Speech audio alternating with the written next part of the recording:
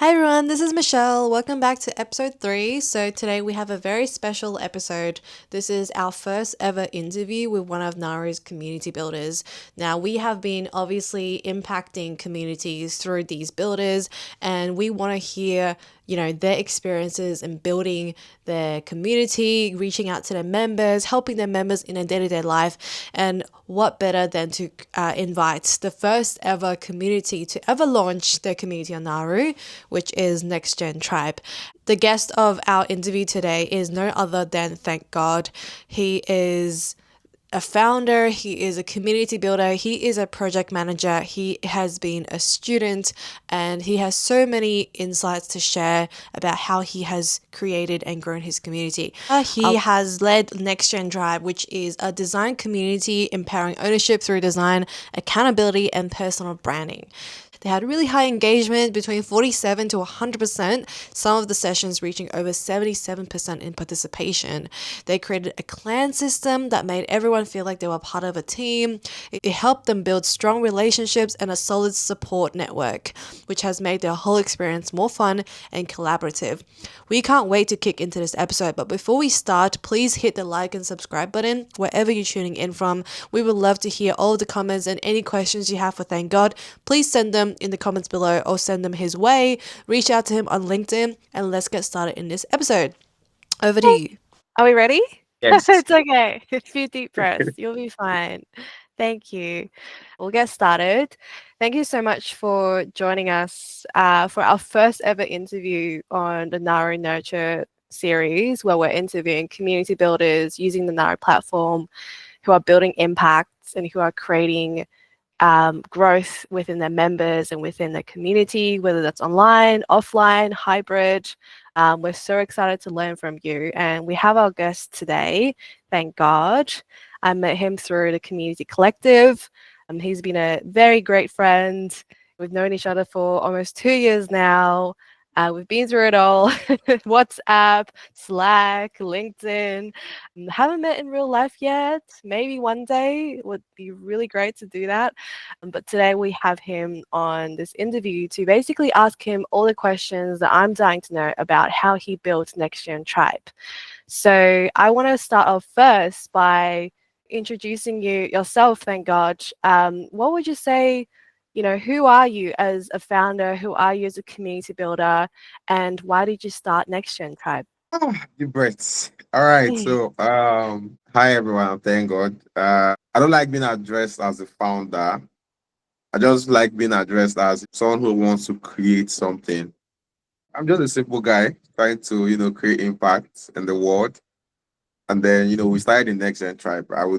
So it's not just me because it's one thing to have the concept, and then it's another thing to have like the bet of that idea, and then one person does not run the bet of the idea. Yeah, so we started Next Gen Tribe, and I think Michelle also is involved. Michelle, you're also involved in the bet of Next Gen Tribe because Next Gen Tribe is not just start for me.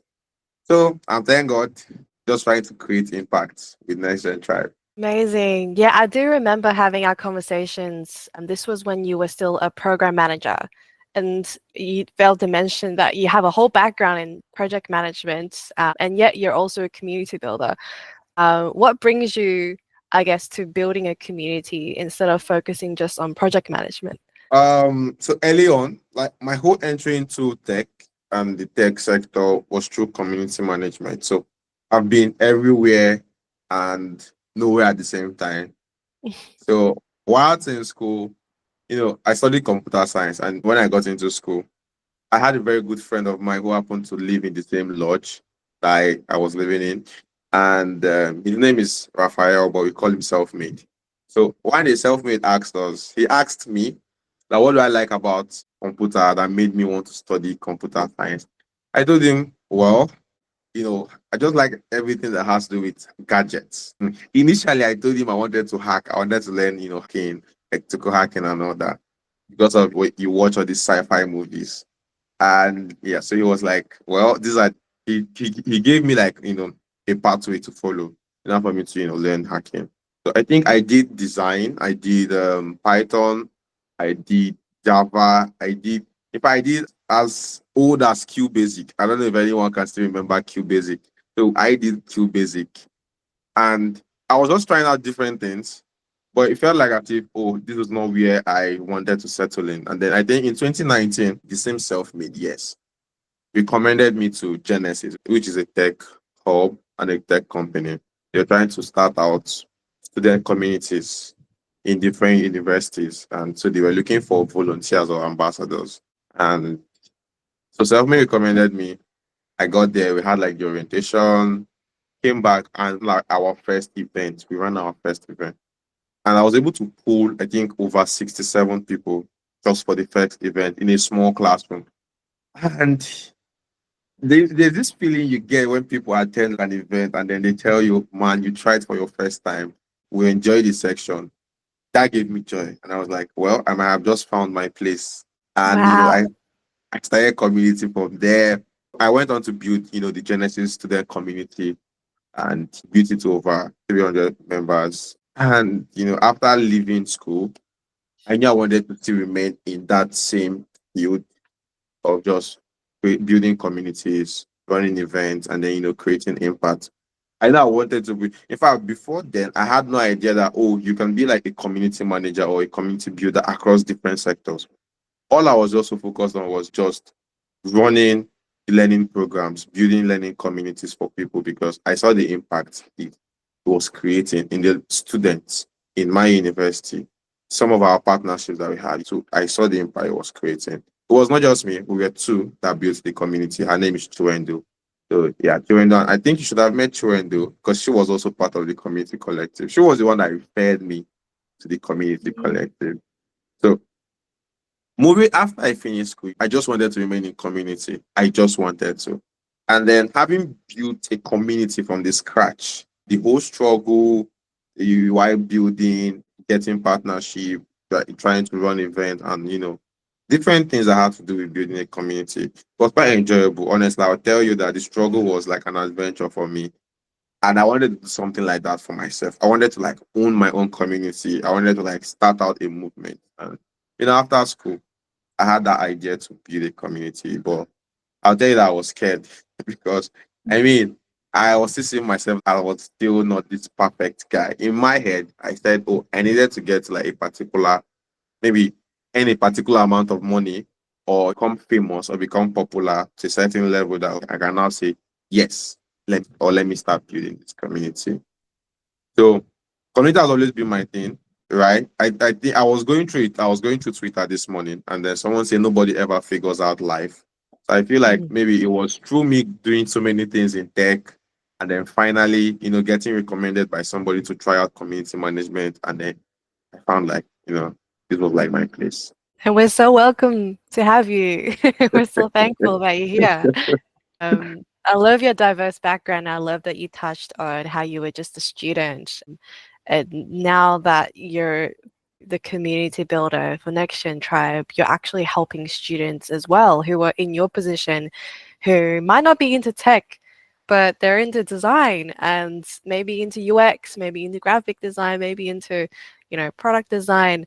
What made you focused on, I guess, the young people audience who are in high school and university getting into design careers? That's a very huge question. And then I would say for me, it was kind of like, going through life, we struggle with so many things.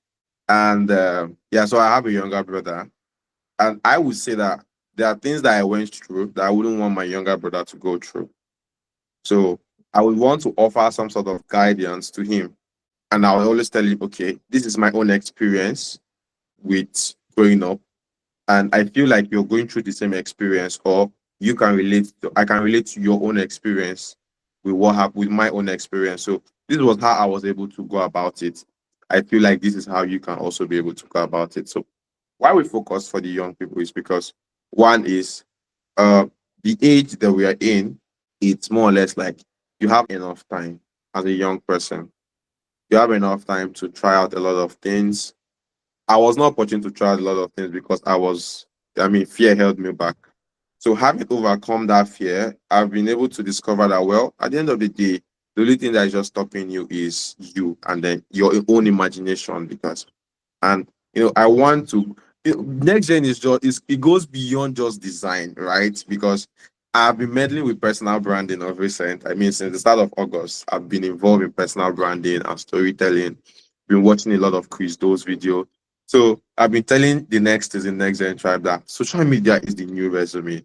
So it's more or less like I struggled coming up in tech, and I would want these same young ones, young creatives, not to struggle while coming up. So it's more or less like I'm giving them a guidance. At the end of the day, it's just me giving them a guidance. I see myself like as a big brother, so I wouldn't want them to also like go through the same sufferings that I went through. And I think that big brother kind of attitude and how you engage with them, how you motivate them, how you celebrate all of their birthdays on on your social media. I love it. It's amazing. You're so personal with them as well. You're really, supporting them as a friend, as a brother, as you mentioned, not just as, a leader or someone in community that they might look up to, but someone who they might be able to relate to. And that Actually, makes you very authentic, and that's what I love as well. I guess my next question is, how do you bring that, authenticity and your reason into the activities that you do in your day-to-day life as a community builder? How do you bring in your authenticity, or how do you bring in, I guess, your inspiration to, helping these young people? everyday life. I don't know. I don't know. The question is kind of like a mix up, but then I'm just going to try and see how I can answer based on how I understand. So Yes. I feel like first off, we are all a lot of people out there just want to show up, and then I think being authentic is what we owe ourselves, right? There's this common saying my parents always say that if you can't beat them, join them. But I think increase those boys. I would say if you cannot beat them, stand out, because standing out is what's most important in this new age, right? A lot of people out there are doing the same thing. They are copying, the same models from other businesses. And then when you copy the same models, right, you are just average. So it's more or less like standing out. In community, how I approach this is I see myself like I watched the video. I think I'm going to start from there. I watched the video. It was like a video with of Tom Ross and Christo on how to build like an online community. And Tom Ross mentioned that he uses the one-to-one strategy, which means he considers each member as the only member in his community. And I adopted that approach. I went to that video sometime early this year in, I think, February. And there was something he mentioned. He said he does like a personal video, that there was a day he did like he sent a personalized video to all his community members. He just sat there. It took him almost 2 to 3 hours. He just sat there and recorded like a 1 minute video for this member, sent it, recorded like a 1 minute video for this member, sent it. And I saw that, I was like, wow, I need to do this. So I think I did it for like I can't remember what, I think it was for the new month, or it was for Valentine. But I know I did that. And then I started adopting that strategy. So more or less like every day I wake up, I tell myself that I see these members of my community as my younger brother. Like I said, I wouldn't want my younger brother to go through the same sufferings that I went through. So I'm always there to guide him. So my mindset is they are like my younger ones. And also the mindset of any member that interacts with me or I interact with, I consider that person as the only member in my community. Because sometimes we get swayed by numbers, and then we feel like, oh, I can just treat people anyhow because I have the numbers to back myself up. And even if this person leaves, others will still join. But then at the end of the day, I don't know. It's just me. I just feel like you need to treat people better. It doesn't cost to be nice. It doesn't cost. So mindset is one-to-one. Each member is like the only member. And I go beyond just program or the learning curriculum. Sometimes I'm in their DM asking, "Hey, what's up? How's your day going? How's your week going? Let's talk." And then let's talk is in your talking. So I will start by telling you how my week is going, because being authentic is you also sharing and being vulnerable. I think you can remember that when we met, I was very hard to. I was finding it hard to be vulnerable because Mm. I saw vulnerability as a weakness. I think you are the one that told me that being vulnerable is not a weakness, rather it's a strength. So it's more or less like being authentic with them, bringing out your true self, bringing out all of you, who your weaknesses, everything, because you're not perfect.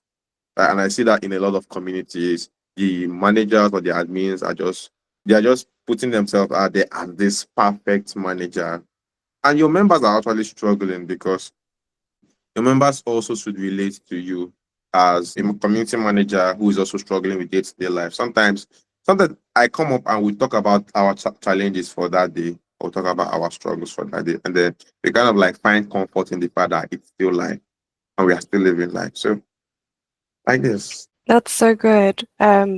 It warms my heart that something I said actually has impacted you that much. Maybe this is, the new generation of how when you're online, it's harder to get to know the true intentions of people, or harder to really get to know the Yeah. vulnerability of someone until they really share it with you. Because if you're in person, it's easy to be authentic. It's easy to Sure. notice that they're hesitant when they talk about something, or their mood shifts when they mention something. It's really easy to gather that, like, oh, this person's human, they're not perfect. But when you're online, especially when you're just online chatting, unless you open up, the other person has no way to know how exactly you feel, maybe the things that you're struggling with.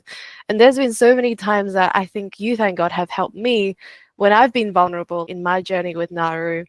When I talk to you guys, in the VIP meetups, and I'm asking you for feedback and talking about all the things that I'm dealing with, you guys will give me help so I can see that that's Sure. exactly the method that you use in your community as well. And I'm so happy that that's worked out really well. And yeah, like, such a great community manager to really have that one-on-one conversation with as many members, I'm sure, that you can handle.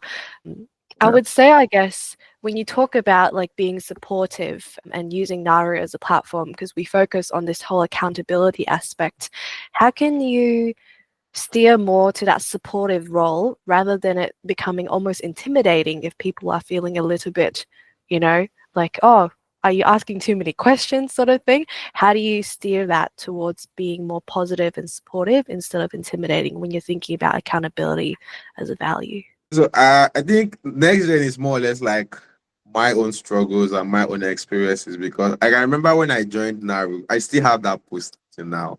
When I joined NARU, I was, very active, making posts every day on my journey. And I think I went off for like 4 days.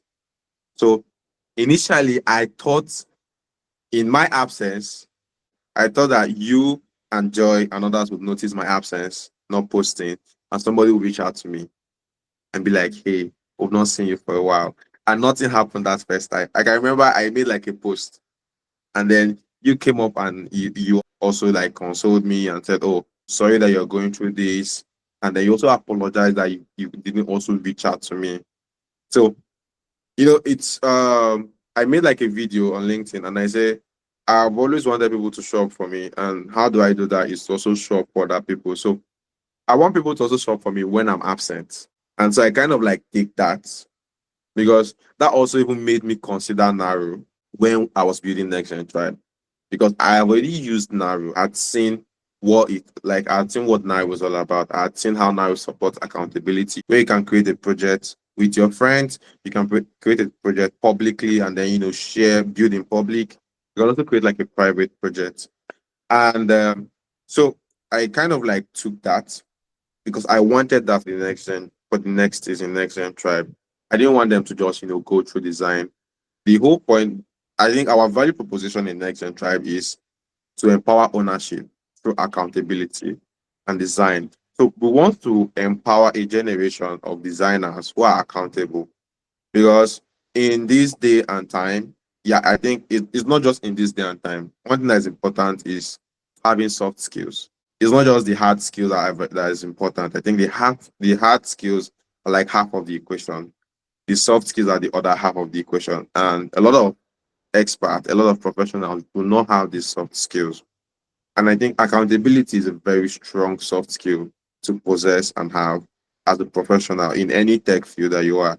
Because being accountable means owning up to your actions, whether in your mistakes, in anything you are accountable. And that's like a very strong quality soft skill to have. And being accountable means you must be vulnerable because people do not want to put out their failures out there. People do not want to put out their weakness out there. And why is because sometimes they're afraid of what people will say. I think that's the first major reason they're afraid of what people will say. That was what held me back from running NextGen Tribe.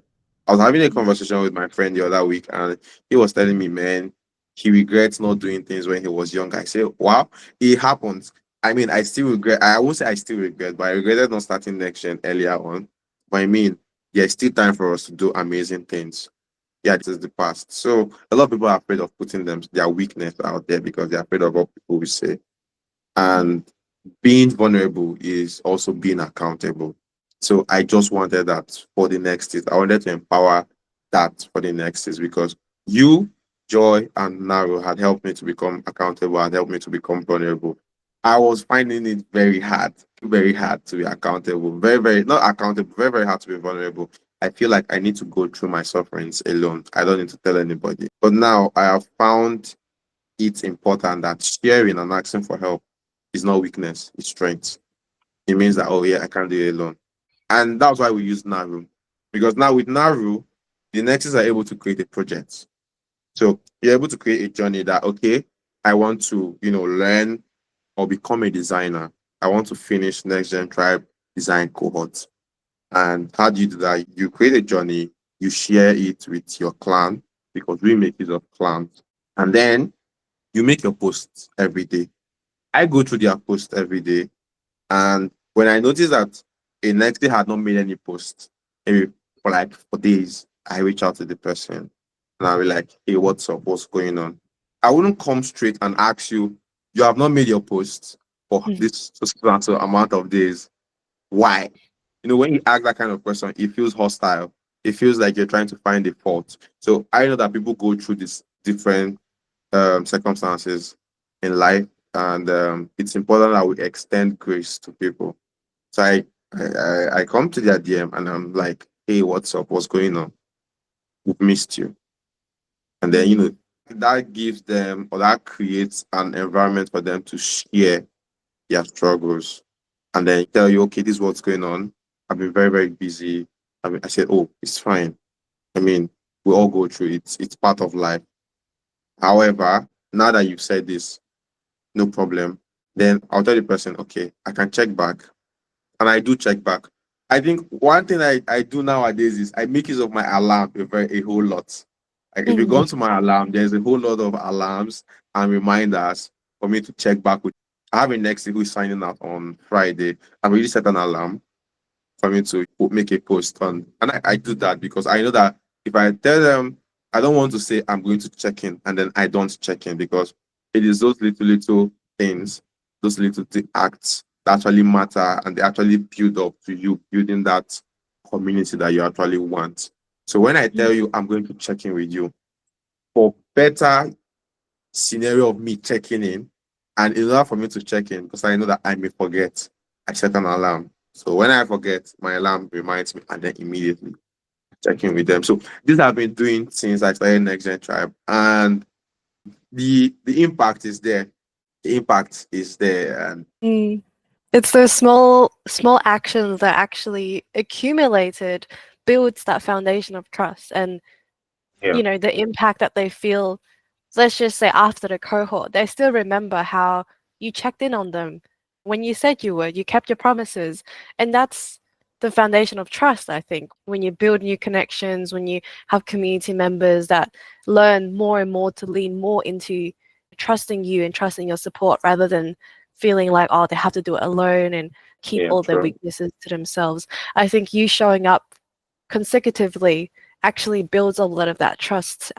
And it's with just any friendship or relationship with your family members. It builds on those smaller actions. And like I'm so inspired by your reminders, all the techniques that you was telling me about checking in on them, trusting them. when they haven't posted, checking in and giving them some time, giving a little bit of support and compassion with, it's okay, like, yeah, you've missed it and life's been busy. I understand. I've been there before. And not being like a really strict kind of boss or something where they might feel like, oh, now I can't share anything with Thank God.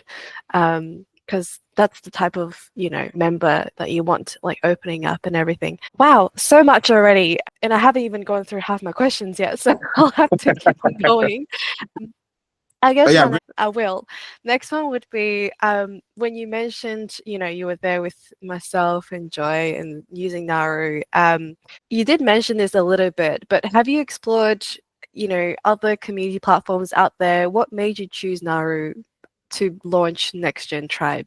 so first thing is Naru helped me, and I want Naru to help others. So Mm, before launching NextGen Tribe, I just wanted to be accountable. I think I shared that we had a conversation around that, and I told you I just wanted to be accountable. I think before this, I was building accountability on what I was eating.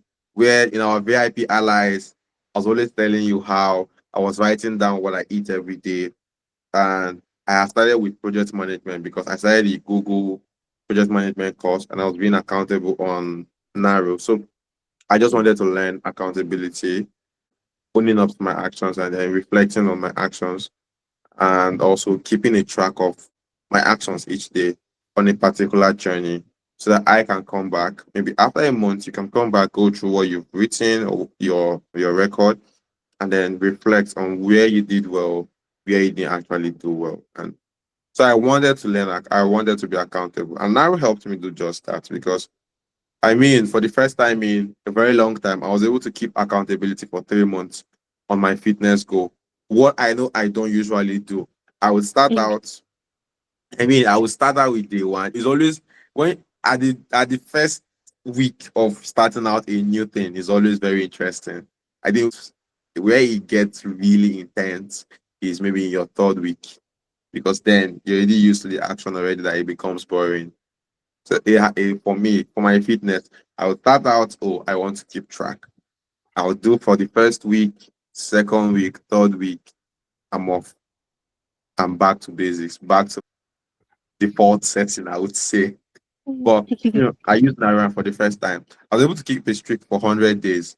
And I think I shared like a screenshot. And mm, yeah, so Naru helped me. And while building out next gen, I didn't just want the designers, like I said. I didn't want the designers to just learn design only, or the next is to just learn design skills only. I wanted them to learn both design skills and accountability.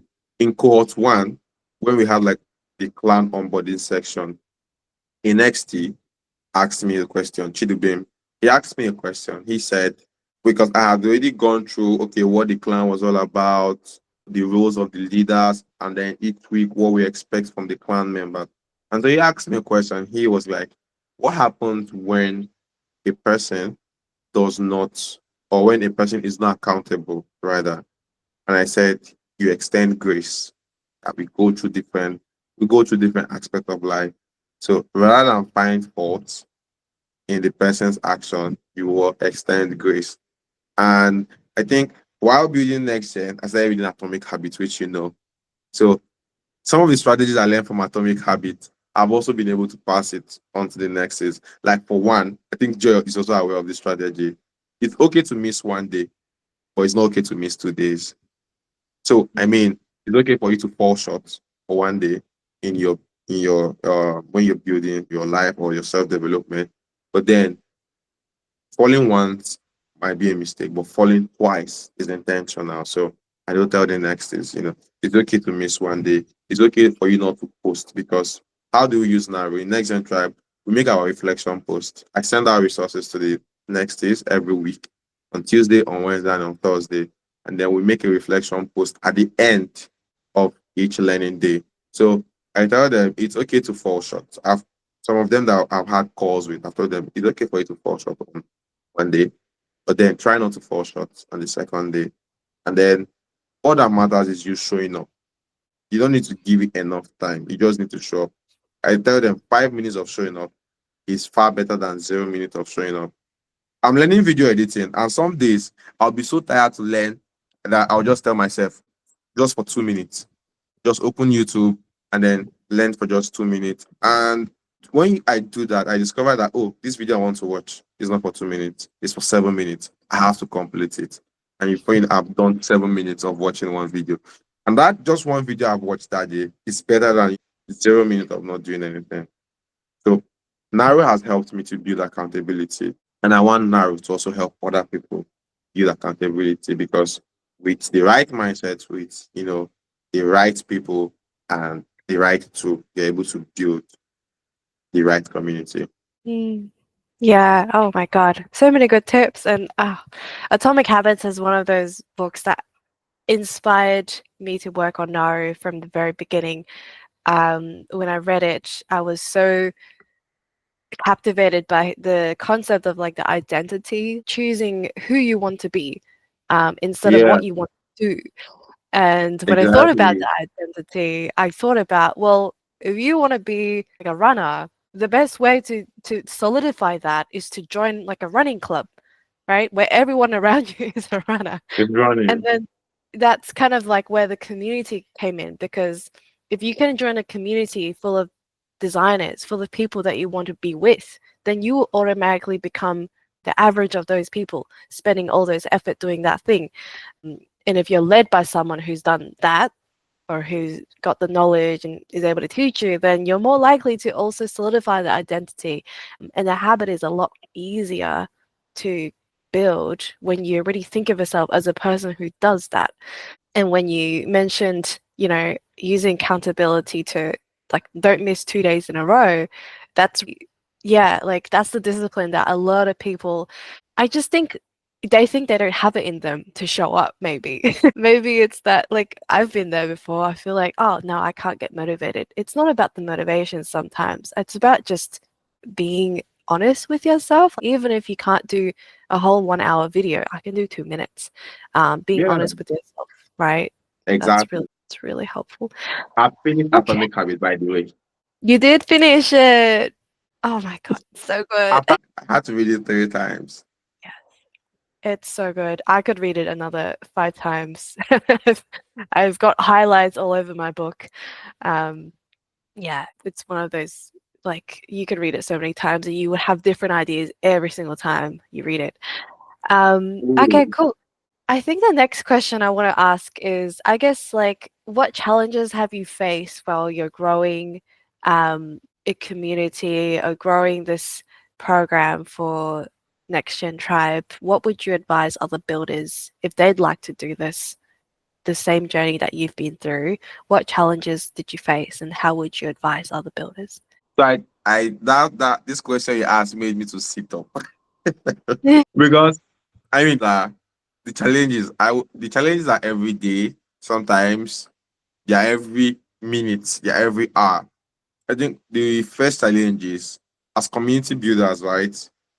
We want our members to always do what we want them to do. Say, for example, you run an event, you want all your members to be in attendance. So I Mm, think the first lesson I have to learn is your members. I think I learned that from the community collective as well. I think it was either Ben Davis that said that or Joel Primark that said that. He said your community members or your members will not always do what you tell them to do. They will do mm, what they want to do. So you have to find a way to incline towards what they want to do to make them do it. So I think the challenge is kind of like adapting. I had to adapt, I will tell you, because I had to adapt with what I want to what doing what they wanted. Because building the community, I think I had like an idea after cohort one that I wanted to carry out on in cohort two. And I can't remember who I had the conversation with. I think I had it in the community collective Slack channel.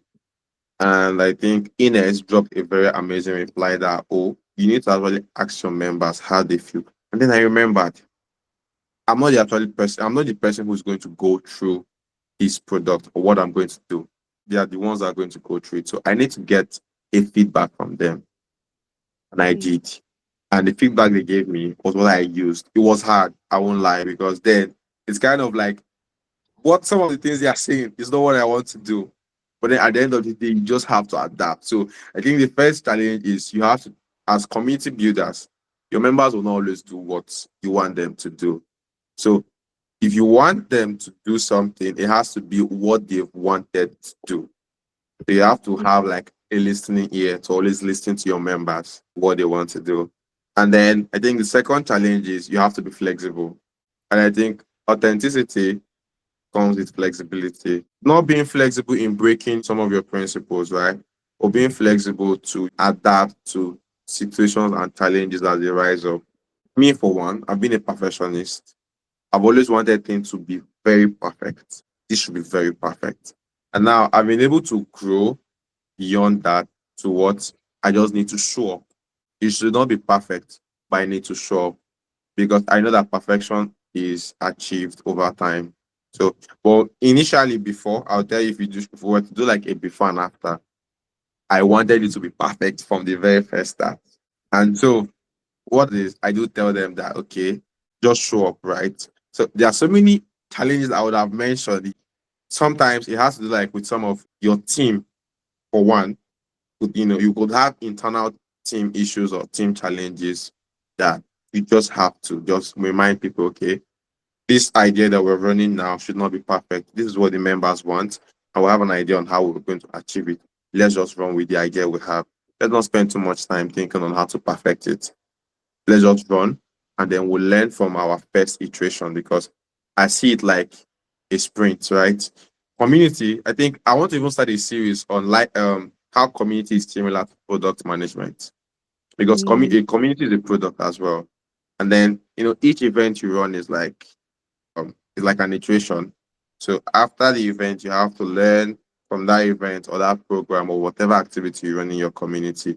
You learn from it and then you reiterate in the next one, on the upcoming one.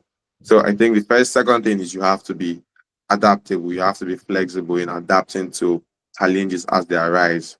Yeah, things will not always go the way you want. Yeah, being a project, I would say, like you mentioned, having this diverse experience for me has helped out because in project management, they'll tell you that there will always be risks and you must actually plan for these risks. So I already planned that, okay, this is the plan for this program or this cohort or this event. Definitely. It's not always good. It's not always going to go according to plan. And you have to learn to adapt to it. And then the third thing is right, like I always keep saying, and then you just have to be authentic, right? You know what you want to build first, embody what you want to build. A friend of mine, Peter, who helped me so well when I was planning NextGen. I know how many times I had to jump on call. He was doing his master's study, but he still made that time for him and I to jump on calls for us to analyze, some of the strategies I was written down. And then he told me, if you want this to work, you actually need to actually go through this process. If you want your members to go through this process, right? You must go through this process yourself and you must embody these values so that they see you as an example of, okay, this is the person they actually want to be. You want them to be this person, this ideal person in your community. You must embody those values. As a community builder, as a community manager, you can't be building a community for this and then your identity is the entire opposite of the community you're building. It's not going to work out for you. Your identity must relate to the community you're building because the community builders are actually watching you. They're watching your actions. And it doesn't help to pretend because for how long can you pretend? You can't pretend forever. So I can recount some of the challenges. I would say these are the three major lessons that I've learned. And I think the final one should be documentation. Very important. So while going through each of the cohorts, some of the lessons I learned, I don't wait till the end to document it. Because before I'll tell the team and I, oh, we're going to do as every project. At the end of every project, as a project manager, you're supposed to hold a retrospective meeting with your team where you guys go through the project and then, lessons learned, celebrating the wins. For me, initially, I always tell myself, oh, at the end of the project, will let us think back and then document. But what I started doing is any lesson I learned today, if I go through a challenge and I learn the lesson and I know, yes, I should apply it in the next cohort, I'm going to document it. I created like a folder, call it ideas. So we are currently running cohort 2. So the folder now, the document is called cohort 3 ideas, some of the things I know that we should improve on. So documentation is very, very much important as you're building a community, because your documents are your data, and you learn from this data to improve. So if you're not documenting, I'm not sure that you're not creating a record of you improving your community or scaling your community through. If you want to scale your community, you need to learn to document. And I think NARU has helped me do that, because building accountability means I have to learn how to document. And so these are just like the 4 key things I know that every community builder needs. Because my challenges, I can't come and start recounting on the challenges or recalling them, because if they come, I just have like a few, maybe 5 minutes, 10 minutes, and then I ask myself series of questions. What can I learn from this? What is my main action? And then I just go ahead and do it. I don't spend time thinking on an idea or thinking on an action or a thought for long, because the only way you can know that a decision is right or wrong is when you've made it. And I think a lot of people, that's why people are scared, right? Because I think James Clear said is you being in motion. Yeah, they've spent too much time thinking, is this the right thought? Is this the right action? But me, I don't. I just learn, do, and then learn again. So like a repeated process. Learn, do, learn, learn, do, learn, learn, do, learn. And so yeah. Oh my God. There's so much takeaways. I think this section of the podcast, I wish I took notes. I'm glad we're recording. I'm glad I'm gonna be able to pause the video in the future, write my notes down. I love the part about documentation. It's so overlooked. You mentioned like when you do something, if something happened that day and you know that you want to do it differently for the next cohort, that you write it down straight away, because that's when the ideas actually hit. And you've got the data, you've got the proof. Maybe you made a mistake, or maybe someone told you something that you didn't know. So that's the data for you to improve. That's just crazy to me, because a lot of the times people think, oh, I will do a reflection at the end of the At the program. end. I'll get a reflection, I'll send feedback forms at the end of the program. And it's like people don't remember the frustrations that they had, or the things that you had to overcome yourself personally. And by the end of the program, maybe you actually even thought up a solution, but then you never implemented it, and that wasn't documented. It's just incredible when you're thinking about it through the project management as a sprint. You've got the retro, and then you've got the planning phase. Like, that's incredible. Again, oh my God, I wish more people knew about this. I'm so excited to share this. Thank you. This is amazing. Yeah, I've only got a couple more questions. Won't hold you up for too long. I guess the next one And that's is we've fine. heard about. Thank you. Thanks for your time. The next one would be about, like, I guess, transformations from your community members. Has there been a powerful transformation from one of your members that you'd like to share, from how they've come from 0 to 1, like in your community, or achieved their goal in some way?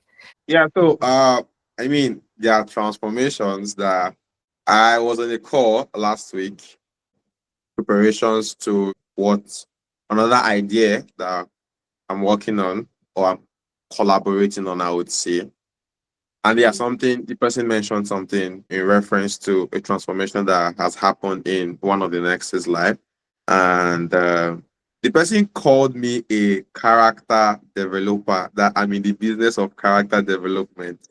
And I laughed. What does that mean? Because the person said that, okay, the next day is a relative to this person that I'm working with. And so the person mentioned that, oh, I noticed a change in attitude. My sibling is now getting bolder and, becoming more confident in what she do and in what she put out there. And I feel like that is one transformation, because, like I said, it's not just learning the hard skills. The soft skills are far more important. And for me, learning the hard skills and the soft skills are very important. So for cohort 1, we're in cohort 2, right?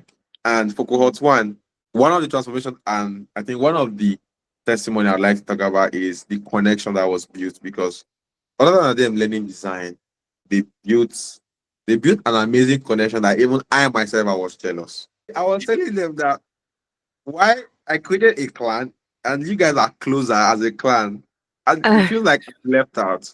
I was asking them, okay, how do I join this clan? I want to be a part of your clan, because they got, and it's building this online relationship that it was even so tight that one of the next things that left due to the fact that she got promoted and she was planning her wedding.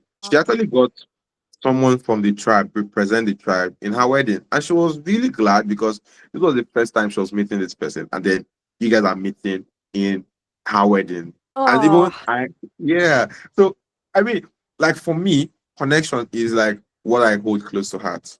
Building impact is good, right? But connection is another main thing for me. And transformation I've seen is the next is from cohort one. In fact, when they joined, everybody was all by themselves. And I told them that, see, you're not going to go far if you don't learn to collaborate. And learning to collaborate means learning to be vulnerable, learning to be accountable. And so what I do is, I keep saying, when NARU has helped me, right? You have helped me. And with your attitude and with your character on how you helped me, I wouldn't want to, do something entirely different to the next person. So it's more or less like being a role model. I want it to be vulnerable. I want it to be accountable. I'm vulnerable to you. I'm accountable to you. So you are saying how I treat you. They are also embodying that same values. For cohort one, we have 5 members: Beauty, Chidubem, Lillian, David, and Noah. In fact, David joined late. David was, he was kind of scared of, opening up. And I told him, bro, you just have to, right? Because you can never know where your help is going to come from. David has been able to build a successful, tight relationship. The next is are still talking to date, and I'm still jealous because we don't talk that much. They talk with themselves more than they talk to me. So the connection built yeah. is really, really, really amazing. Really Mm, amazing. Because what we are giving them is foundation, right? We are giving you an eye opener to design. We're taking you from zero to entry level.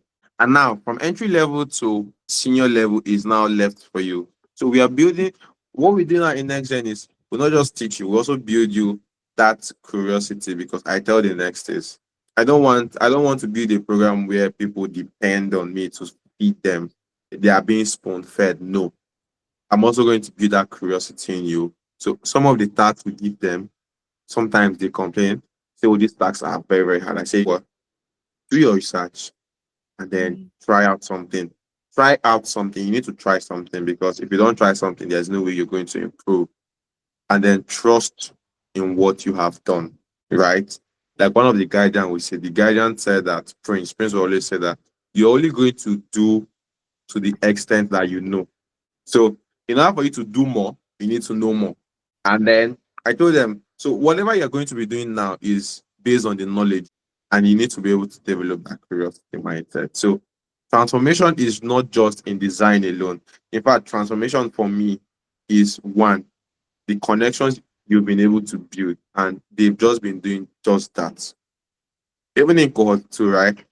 They've been doing just that in their connections. And even I myself, I am. I'll tell you that I'm a proud father. Yes. proud father, proud brother, proud uncle. I mean, when you're saying people that, okay, I want you to embody these values, and then they are actually embodying these values, and it's so Mm, nice to see. that's it must be so nice to have heard the one that you told me, the person you were working with saying that, oh, my siblings, I can see that there's something different in them. And, they didn't know that they had another older brother called ThankGod teaching them different things. So, like, if you have that much of a connection with them, you can change people. You have the power to do that. And it's so amazing. Yeah. Like I don't know. I need to chill and re recombobulate because there's so much in here that I just love. I guess finally time for our last question. And, I'm sad that we're ending our conversation, but also very, very grateful that you've given us so much already. I'd love to know about what your next plans are for NextGen Tribe. How can we support you as the audience, as NARU? What would you like to leave us with for us to look forward to in what's coming up next? So, what's coming up next in Next and Tribe is much. So it's not just me; it's the team and I. I Mm. love creativity so much, and creativity is imagination. So a lot of a lot of ideas we have are still like in the pipeline. And so I'm just going to share one of the ideas, right? So we started naming our clans after we started centering our clan names on animes. Yeah, because I'm an anime fan. Yeah, and then in this cohort too, clans are centered on Demon Slayer, which is yeah, we have Clan Upper Moon and Clan Hashira. So for cohort three, we are still debating, but then there is every possibility of doing either an Attack on Titan or Jujutsu Kaisen. So yeah, please, the audience, if you have any, because what we want to be doing now is center our clans on animes and then reach out to the brands behind these animes. A repost is what we need because what we want is to take next gen out there more and more and more and more. Most of our plans going forward involves branding, involves marketing, involves creating more awareness. And then we're also looking at ways to how we can improve our impact. I think when you celebrate a behavior more, right, you encourage that behavior. So we've been celebrating active participation, right, with the next day of the month. And we want to improve on that next year of the month by, giving rewards. The core two are actually giving rewards, but we want to also improve on that. And then we're also seeking sponsorship to create more impact. Because one of the challenges that people starting out tech usually have is the I can't remember what I'm trying to look for like the perfect word. I'll call it the spec of their system that they use. A lot of people start out tech with a very, very poor laptop. And saying that, what we want to do is to be able to give out laptops to maybe 5 Nexties, 10 Nexties, or the best Nextie. We can say, okay, each Nextie of the month wins a laptop. The Nextie of the cohort also wins a laptop. And so it's kind of like our way to also encourage them because when we do this, they're encouraged to keep at and then improve on themselves, improve. So it's also like in cohort two, we're not including personal branding. Yes. Because social media is the new resume and you don't want to be another applicant in the pool of applicants who people do not know. I think the great analogy, one I think Chris do use is if you want to watch a video, if you want to watch a video on YouTube, you're more likely to watch the video that has more views than watch a video that has less views. And that translates to, career because he said that you create your own job security by putting your work out there. You're telling people this is what you do. You're creating a job security for yourself where you now have the chance to choose between different offers for yourself. And we want we want the Nexus to also embody that. We don't want them to, just go through next and try blend design and then they still struggle. No. We want them to start telling their story, putting their story out there, building their personal brand out there, so that they get to a point where they have to choose. They're now free to choose different offers. They are not forced because of maybe survival, because you have to actually cater for your bills and pay bills. So you are not forced due to survival instinct to just choose any offer that comes their way. They're actually free, have the freedom to choose offers. So honestly, we have a lot. There's a lot of creativity. There's a lot of ideas that we're going to try out. And we are planning for a physical event by next year. Yes, by the end of next year. So this is just me saying it. I've said it to the team, but then resources, funding will actually determine. So to the audience out there, we are seeking your help, please, to make it a reality. Yeah. Yes, we will. And I'm sure everyone listening will also support you, if not physically, mentally, financially, somehow emotionally. They will want to support you because you have given us so much and your story is so inspiring. Thank God. Thank you for everything that you've taught us. And leaving us with, I need a 3-day business day to process everything. So thank you so much. That's basically all that I have. I've learned so much from you. And yeah, thank you so much. I hope you can be a guest and I can interview you again maybe in the future and I can Oh follow no, your I'm going journey to as be coming well. back. I'm going to see on NARU. I'm going to be coming back for more interviews. So if you are watching this, you're going to be seeing me again. The story is just starting. Still The enough story. development. Yes. We'll leave all the links, obviously, in the description for all of the socials or how to reach out to Thank God. Thank you so much for listening. And I'll see you guys in the next episode. Thank Bye. you. Bye. Thank you. Thanks so Thank much for tuning in to episode 3 and our first ever interview in the NARU Nurture series. If you're a community builder or a founder trying to build a community, we would love to reach out to you guys because we are helping 10 founders build a community in the next 3 months. So if you want to launch a community by January 1st, 2026, reach out to us. Hit us up on our DMs. Go visit our website. We have an application form as well for you to fill out so that we know how best to support you. And we are running this trial at a heavily discounted price because we want to make sure that we help the founders who need it the most. We already have a couple of people sign up to the program. We will be interviewing a couple of people as well as a part of this challenge. So if you guys want to be up next in this interview, go ahead and apply and you might just be the next person we interview in our podcast. Thanks so much for tuning in. Hit like, subscribe, follow us on our socials, and we'll see you in the next episode.